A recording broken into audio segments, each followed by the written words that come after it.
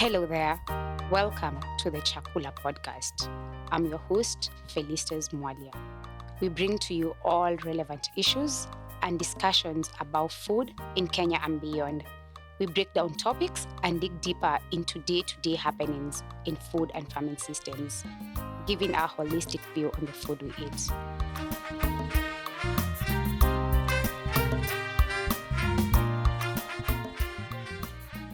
2022 is a big year for Kenyans as we anticipate the August general election.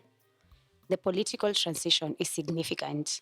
It presents an opportunity for us to reflect on the progress made with respect to food security, as well as ask questions and challenge our policymakers. Kenya, for instance, has had 11 elections since gaining independence in 1963. Over those years, we've been able to see technological advancements, enhancement of infrastructure and education and other factors have changed over the years. But food and nutrition insecurity continues to be one of the biggest problems in Kenya. Today, more Kenyans are facing starvation, with the government saying the number has risen to 4.1 million in a month from 3.5 million. The National Drought Management Authority revealed the rise from 3.5 million people in arid and semi-arid land counties has been against the backdrop of failed rains that hit agricultural production and the high food prices that brought more devastation to people who have endured multiple climate disasters. In addition, more than 14 million Kenyans continue to suffer from chronic food insecurity. Today, Emmanuel Atamba, who's my colleague at the Root Food Initiative and also the program coordinator of the Agroecology and Food Rights Component and Heinrich Ball Foundation, he'll be able to share with us why the government is struggling to fulfill the human right to food as enshrined in the Constitution, and why it's imperative that all political leaders incorporate the food agenda in their manifestos and explicitly provide their proposed solutions to the food and nutrition insecurity challenge in the country, and our power as electorates in holding our leaders accountable. Welcome to the show, Emmanuel.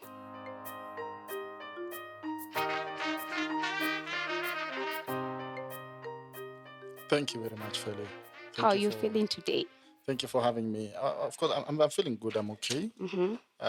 But about the topic and about the stats you just gave, it's not a very good feeling as a Kenyan, knowing very well that, we are very proud that we are in a democratic state, that our democracy is something that is envied by a lot of other African countries and a lot of other African people who always see Kenya, as a shining light when it comes to matters democracy, when it comes to matters democratic institutions.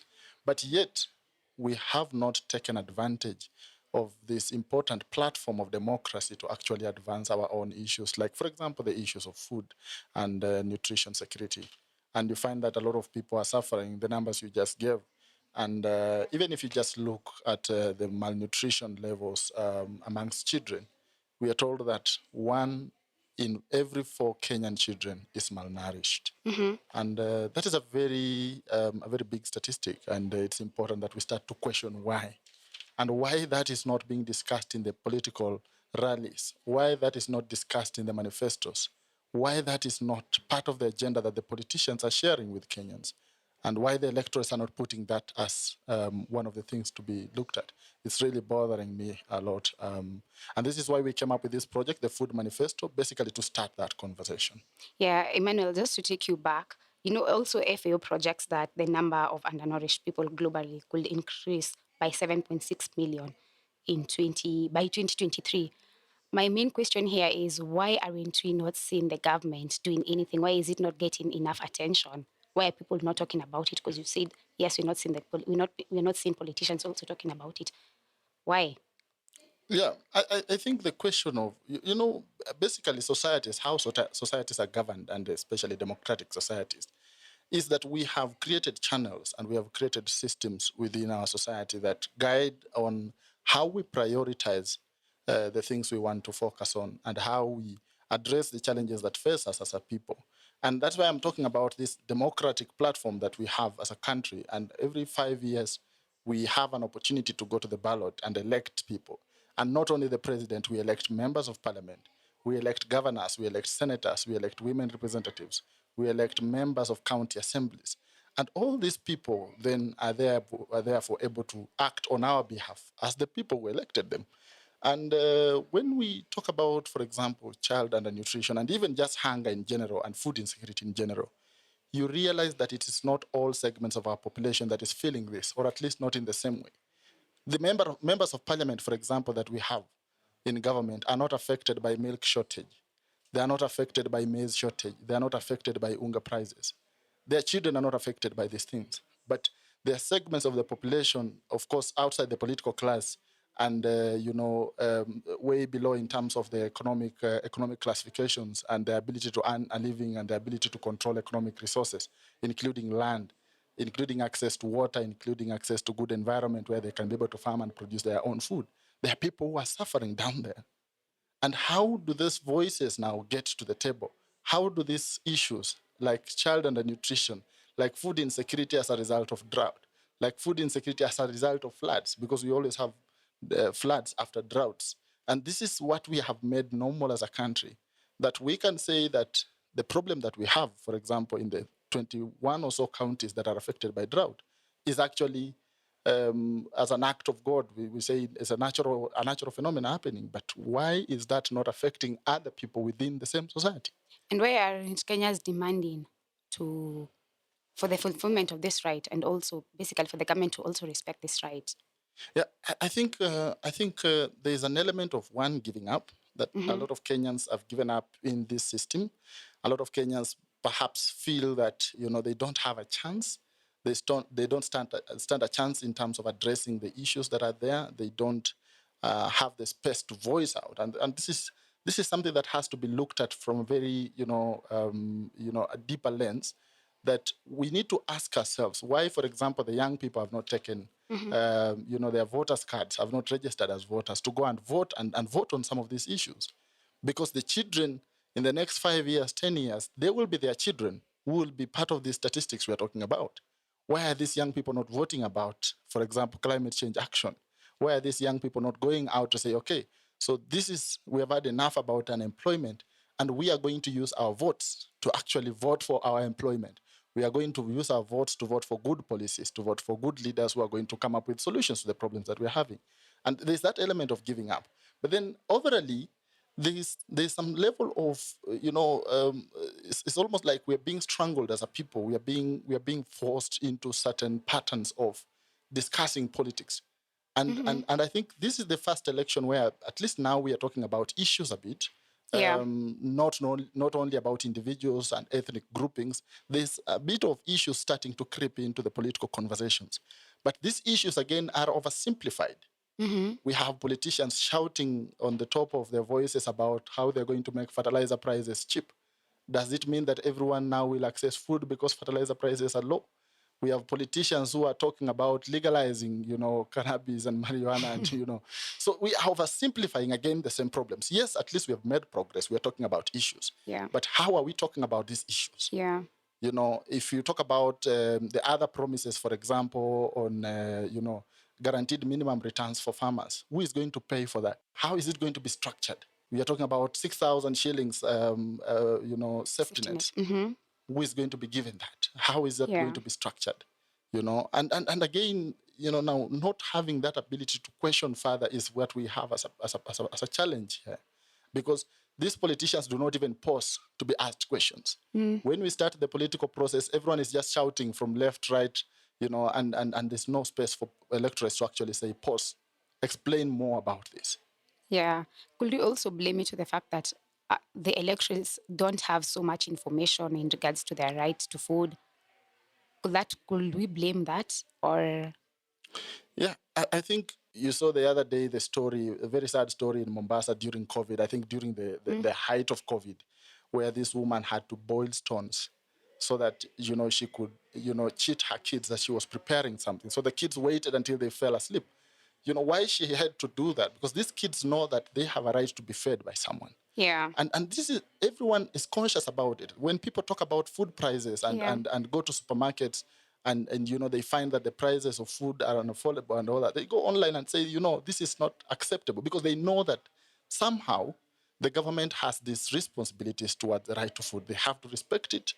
and recognize it in law and make it part of the law. They also have to protect it from influence of third parties, and they also have to fulfill it in the event that people are not able to feed them. So we know. It's only that the technical jargon might not be common to a lot of Kenyans, but I think there is always that intrinsic feeling about it for everyone who knows that, someone is responsible and we should have the basics. If you're talking about the right to life, we should have the right to food. So it's that basic. Now, how to actually advocate for it and champion for it. Because when you're hungry, you're not expected to go on the street to riot. Because first of all, you don't even have the energy to go out to riot. Yeah. When your children have slept hungry for 3 days, you don't even have the time to come up with a tweet and tweet about it. You don't even have the internet bundles to tweet about it. So there are Kenyans who are disenfranchised to a point that they're actually helpless and they cannot meaningfully participate in that conversation. So they have been put out of the system technically by the challenges that they actually are facing. So it's not that Kenyans don't care, but it's actually that there's that, structural, process that actually locks out a lot of Kenyans from actually meaningfully participating in this conversation. Yeah, I really like what you've said. We can't expect Kenyans to go and champion for this right when they don't have the resources to do that. A perfect example is when you ask a Kenyan, will you use your resources to either buy bundles and tweet something, or will you use your money to go to town and protest, or will you use your money to buy food? Yeah. So the priorities, yeah.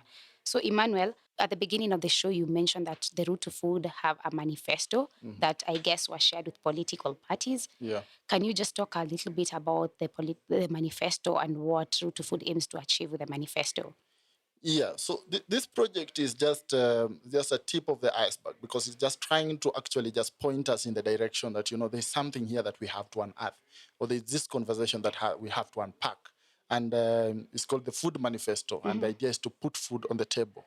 And basically to just introduce that, this is actually something that is of concern to Kenyans.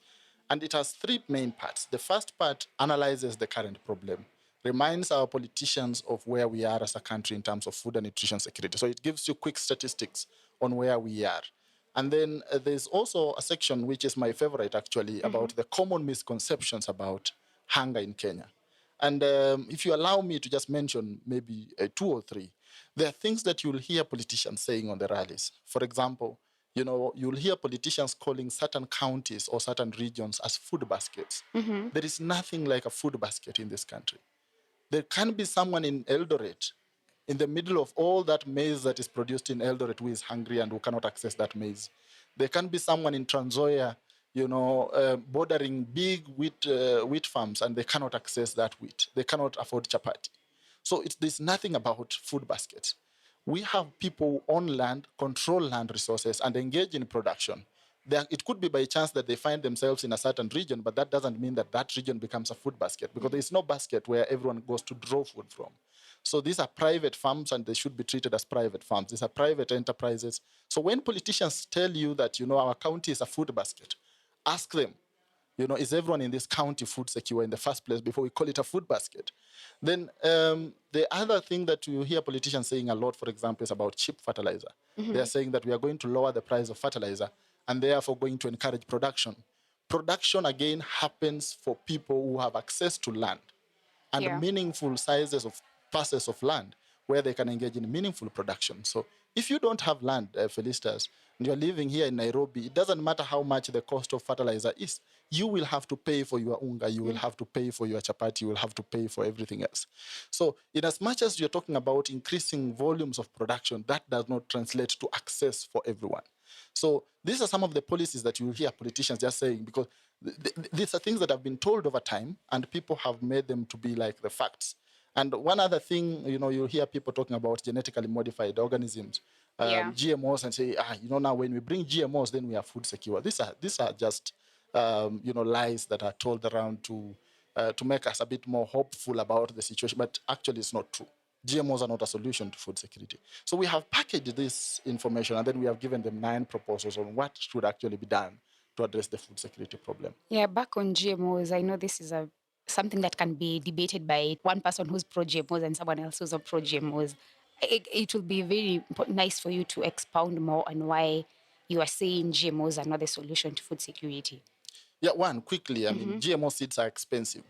The whole technology to develop GMOs, super expensive. Kenya cannot even afford with our agriculture funding. We cannot afford to develop our own GMO seeds. It's super expensive. So the seeds are expensive, the technology is expensive, simple. So it's not sustainable. Even the GMO cotton that has been allowed in the country now survives on subsidies. So it is not sustainable. It's expensive, super expensive. Yeah. The other challenge is that there's an element of control of seeds that which can be questioned. Because when you're talking about GMOs, then it's only a few people in the world, a few enterprises in the world that can actually develop GMO seeds. So are we going to give up all our seed sovereignty so that we can follow these 2 companies or 3 companies to feed the whole world? It's not practical. It's not possible. And there are a lot of issues, market issues that come with that, which you cannot handle. Then the other questions, of course, are obvious. There are questions about safety of the food. There are questions about contamination of the other seeds in the environment. So, and of course, again, the whole promise that GMO is a silver bullet is a lie, because GMOs are focusing on specific traits. So, for example, for GMO maize, it's on a specific trait that is insect repelling, which doesn't solve all the problems, which doesn't mean that that is a super maize. It is not. So in summary, basically food security is not a problem of increasing the supply of food, but it's a problem of demand and affordability from what you've said. Yes, access for everyone. All right. You can have a lot of maize in a warehouse somewhere in Nairobi, but if people cannot buy it, then it's not accessible to them. Yeah. So you also mentioned that you proposed 9 proposals. Perhaps you can share with us some of these proposals that you feel like are the solution to the current challenges we're having. Yeah, so very quickly, basically the idea overall, not to go into all the proposals, but the idea. But Emmanuel, probably you can just start with what needs to be done urgently, because at the moment, the number of hungry people, One of the things that we are saying is that the government should actually prioritize. So the government or the incoming government, and this we have shared this with 32 political parties, which are also part of the major coalitions and the major movements, political movements in the country. And one of the things that we are asking is that they should prioritize the food and nutrition security agenda. And by prioritizing, we mean that this is not an issue that can be handled by one ministry. We have seen that when you confuse food security and the right to food and everything and put that together into Ministry of Agriculture, it has failed. So this is not a thing that we should be discussed at ministry level. This is something that should be handled at the presidency level. So that is one of the proposals that we have given. And we should have regular updates from the government in the interest of transparency on actually ensuring that Kenyans are updated on the status of food and nutrition security, because it's an important national agenda. And then we are talking about fulfillment of state obligations for the right to food. Basically, what we mean here is that one, we should have a review of all the policies and all the laws in the country to make sure that they align with the right to food, but then also that the state should actually take up its responsibilities in terms of achieving the right to food. You have had, journalists talking about people dying of hunger. That is unacceptable. That is unacceptable. That is something that you can petition the government on. If someone dies out of hunger, it's such a pity. So it's not that the government is supposed to do this as a knee-jerk reaction and all that, but we want to see the right to food formally recognized and actually, included in all the policies and all the laws that we develop in the country. Yeah. Yeah. So the other proposal, of course, we are talking about enhancing producer incomes and livelihoods in a sustainable and holistic way. We're not just talking about fertilizer, reducing the prices of fertilizer. That is not a silver bullet to addressing this. We need to look at the whole holistic value chain and see how actually, within the food systems context, how producer incomes and livelihoods can be enhanced. And then food safety. Food safety is an important topic. And a lot of Kenyans are worried about the safety of their food. And, leave alone even if it's actually genuine or it's actually factual that there could be safety issues in your food. You can just imagine eating food that you're suspecting to be unsafe. It is not the same. It doesn't give you the same feeling of eating food. So the fact that a lot of Kenyans are concerned about the safety of their food should actually be part of the political agenda. Yeah. Emmanuel, just back to enhancing producer incomes and livelihoods. Yeah. How do you see that changing? Because you've not really mentioned so much on what you expect the government to do. Yeah. Yeah. There are a lot of threats to producer incomes and livelihoods in general. One of them is climate change. And, when we talk about climate change, of course, we are not saying that, the world is ending tomorrow or anything like that. Very far from that. but there are actually real issues that come as a result of climate change that require a lot of knowledge investment so that farmers can be able to know what to do and how to cope with climate change issues and climate mitigation. There are, of course, insurance programs that the government can develop so that farmers, for example, pastoralists will suffer a lot. They lose their livelihoods because when their animals die, they don't have any other source of livelihood. And there should be programs that maybe insures the animals, insures the livestock. Some of these programs have been mentioned, but they have not been implemented fully. Again,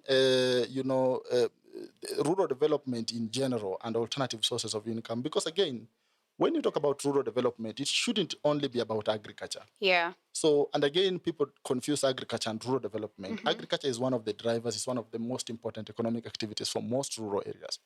But it is not the start and the end of rural development. So we should be talking about alternative sources of income for rural areas and alternative forms of livelihoods for people living in rural areas. Actually, about only 25% of guys in the rural areas are actually full-time farmers. The rest of the guys want to earn from Mujengo, they want to earn from salons, they want to earn from shops, they want to earn from services. So we need to build an environment that can be able to sustain that so that we do not have a lot of people over-relying on agriculture for livelihoods, which is unsustainable. And all developed economies, of course, you get agriculture developing, the actual contribution of agriculture increasing, but the proportion of agriculture to GDP is supposed to reduce in a progressive economy.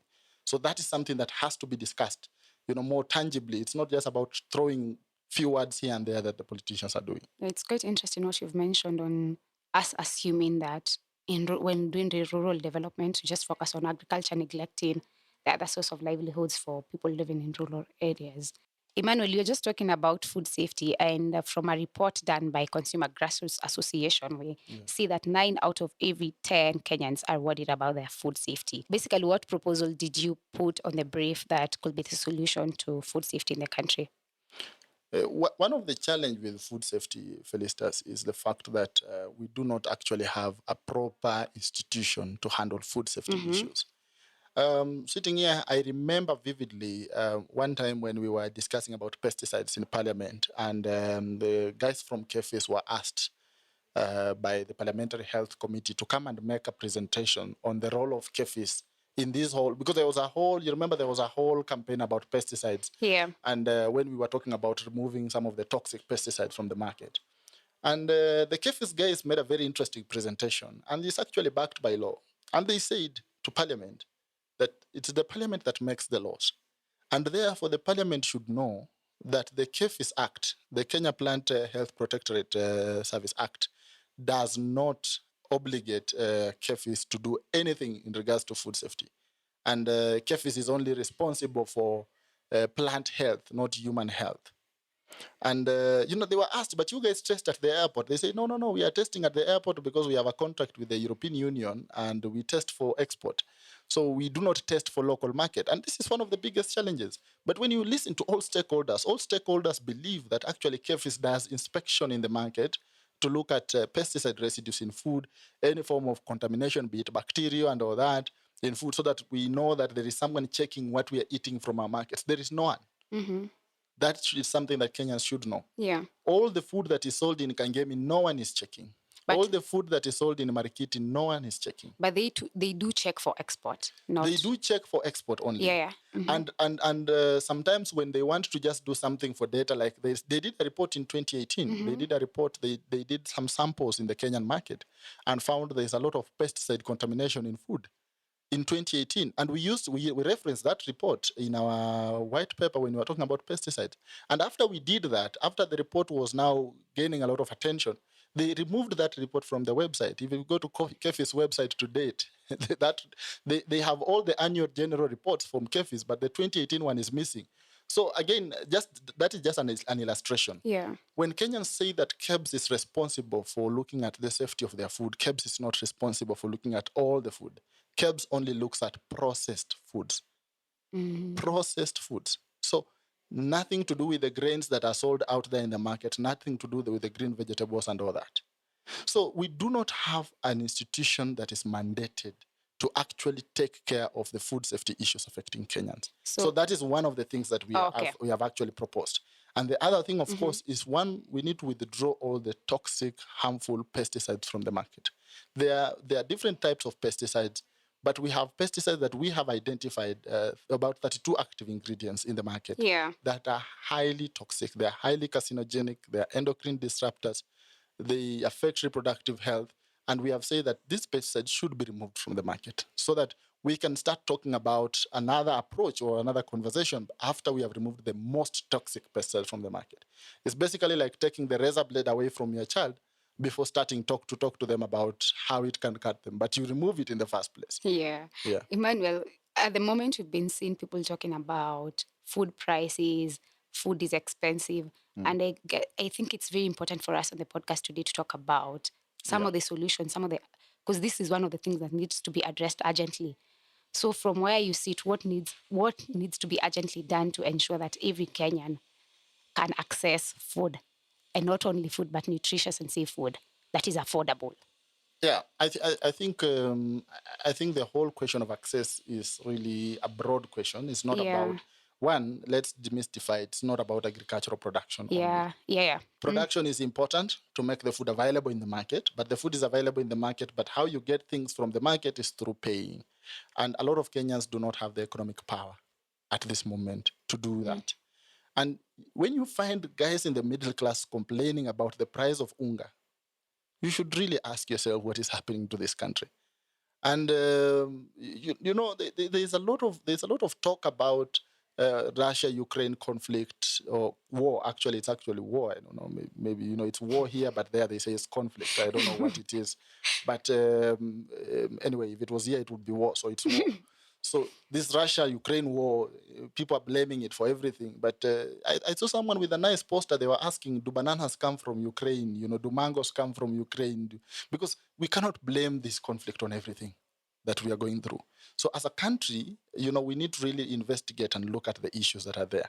So one, there is a question of production. And low production is, of course, because farmers have been demoralized over time. For example, a commodity like maize, which is very important, farmers have been demoralized over time by low prices. The government interferes with the market. So these farmers, some of them have abandoned the production in the first place. So we don't have the produce here locally. And when you're buying something from outside, then the market is not something that is within your control. The prices from the market is not something that is within your control most of the time. And then there's overall the cost of shipping it in and all that. But overall, it doesn't matter how much the price of unga costs. The price of unga could even be 500 shillings and people would not complain. There are Kenyans today here in Nairobi. I don't know why you look surprised, but there are Kenyans today here in Nairobi who would not even mind buying the packet of unga at 1,000 shillings. The problem is that when the prices go up, the incomes of everyone is not going up to measure to that. But Atamba, that goes back to the minority. The majority will definitely complain. That's why I'm saying, is why I'm saying that the question really is about how are people able to access with inflation. Inflation will always come.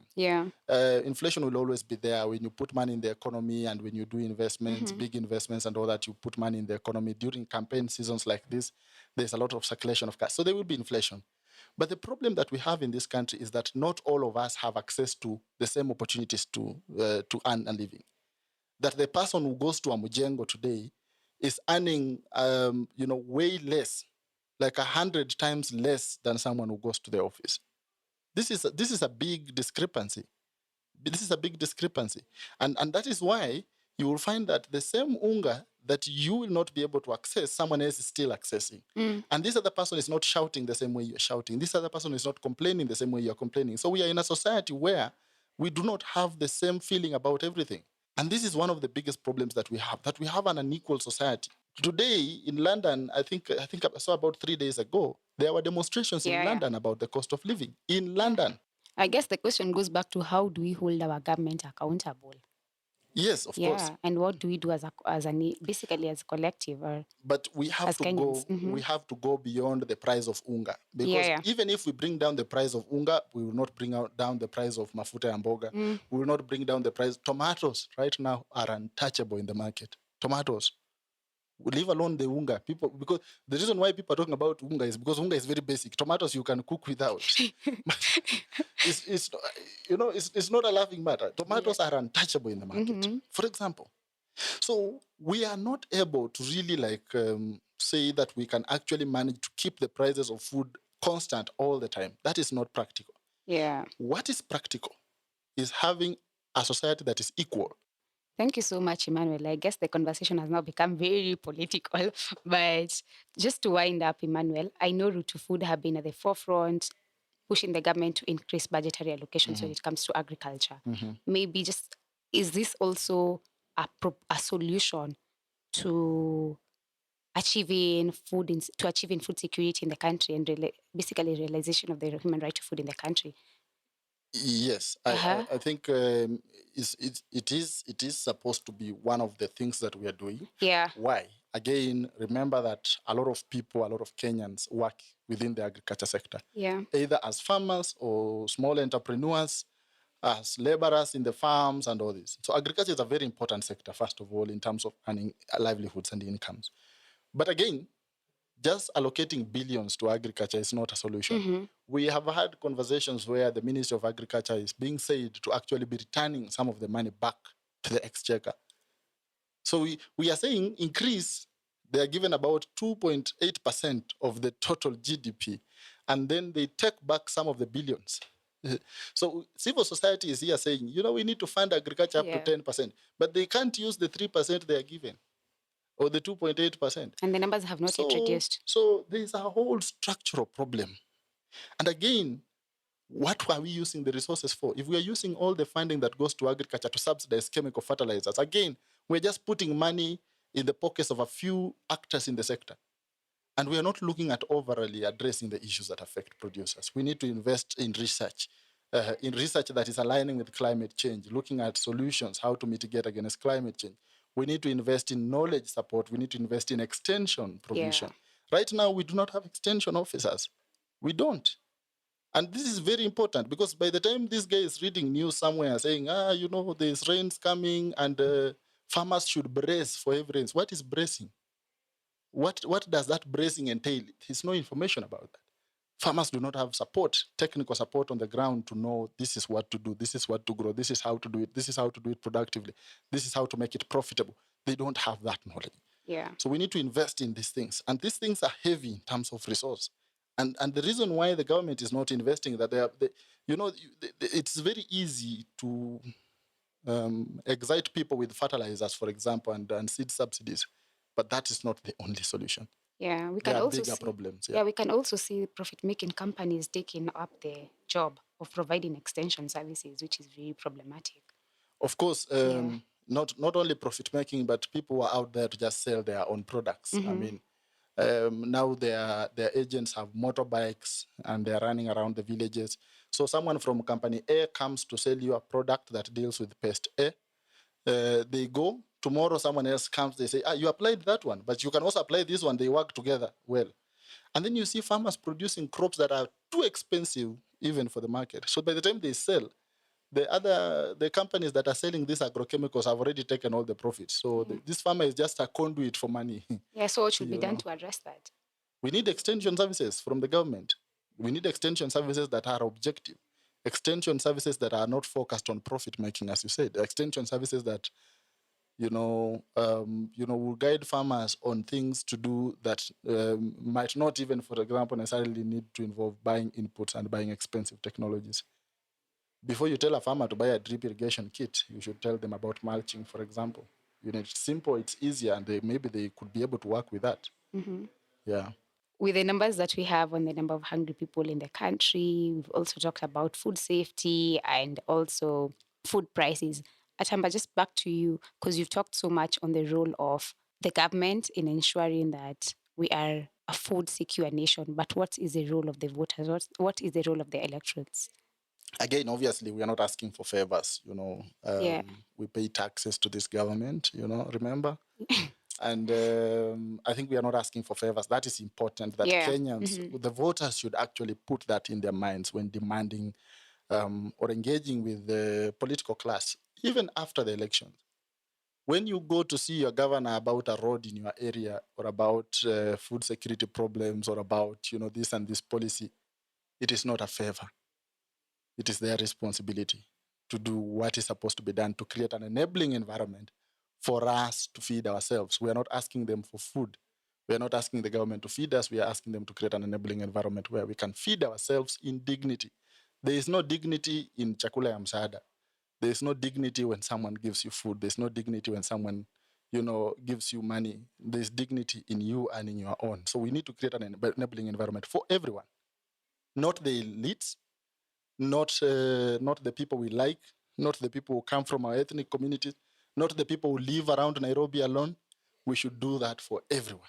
The problem we have is that we try to do it for people who can either make noise or shout, and we make them comfortable, and then they keep quiet, and then the other guys can suffer. So I think we need to do that. But the electorates also have a responsibility to really make this an agenda. I know the current political season has really been spent. I mean, this is an ongoing conversation that should continue. One day we should have an election about food. We should elect a government on the basis of what they're going to do about our food. Leave alone all these big infrastructural projects and all these things and all these promises and everything else. We should elect a government on the basis of what they're going to do about food. Because you know what? When all is said and done, everyone wants to eat something. Thank you so much, Emmanuel, for the interesting insights. Thank you so much to our listeners for listening in. Remember to subscribe, share, and like. Thank you.